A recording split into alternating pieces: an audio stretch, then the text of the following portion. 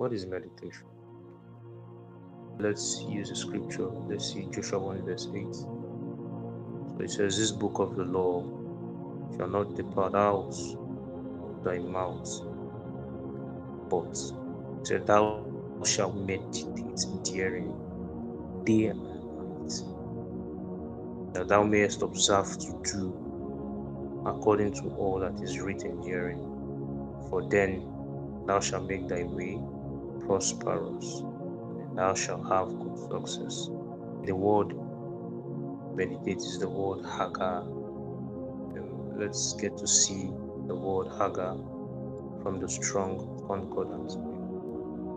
Meditation is not trying to think. Meditation is not trying to empty your mind. Those are very, very not consistent with that of Christianity. The word for meditation there is Hagar. It means to murmur in pleasure or in anger. The actual recipe for meditation is your awareness. So you can alternate the word for meditate to awareness. So we read it again and say, "This book of the law shall not depart out of thy mouth, but thou shalt be aware therein day and night." It's like going through scriptures and then you are seeing things that are written concerning you, and then you keep those scriptures in your consciousness. This is what meditation is. Now, another word for that is to murmur. When you murmur, probably somebody did something you do not like and you begin to complain and to murmur.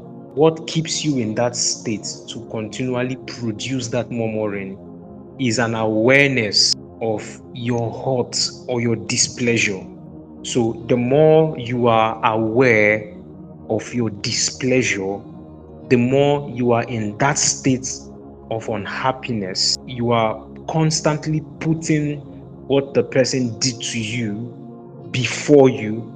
So it makes you produce a murmuring. So there is a feedback or there is a response from being in that state. He said another one is anger.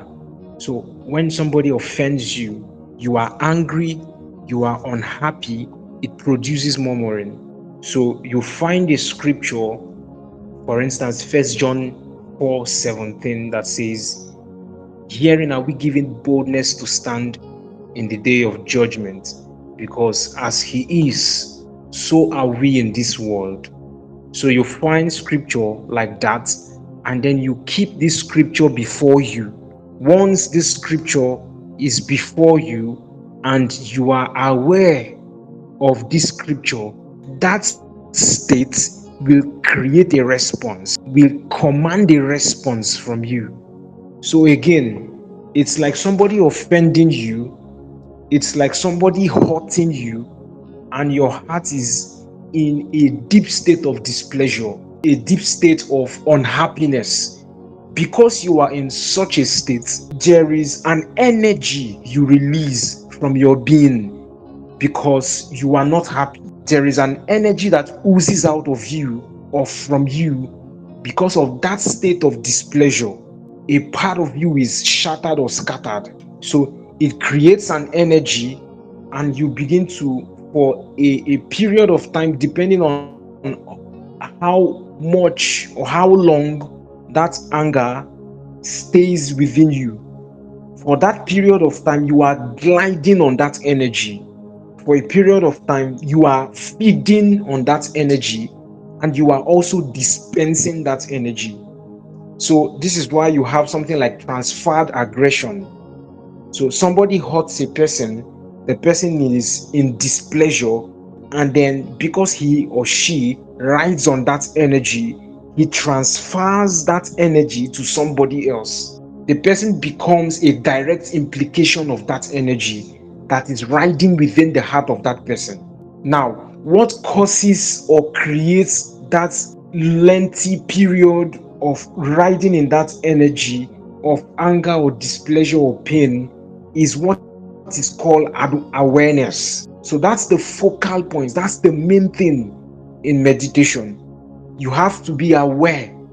You have to know. You have to acknowledge it. The same way somebody offends you and you are saying, look at the people that were there when he or she said what he said or what she said. Look at how she said it. And the thoughts are expounding in your heart. Your heart is heavy. Your body is vibrating. That's meditation. So that's the same way. He says, herein are we given boldness to stand in the day of judgment, because as he is, so are we in this world. And then you are feeding on that word, as he is, so am I in this world. As he is, so am I in this world. You are thinking on it long enough. Before you know, you begin to release an energy that flows in that word. You will begin to communicate an energy. It begins to affect your responses to life. It begins to affect your responses to people. Anybody that comes around you begins to taste of that energy that is in your heart. They become a direct implication of that energy that is within you, that you are culturing. The same way you transfer aggression to an innocent person, that's the same way you transfer that seed, that energy, you transfer it to people around you. All you have to do is just to be aware. That is all. You just have to be aware. Just be aware. Just stay on it long enough. Think on it long enough.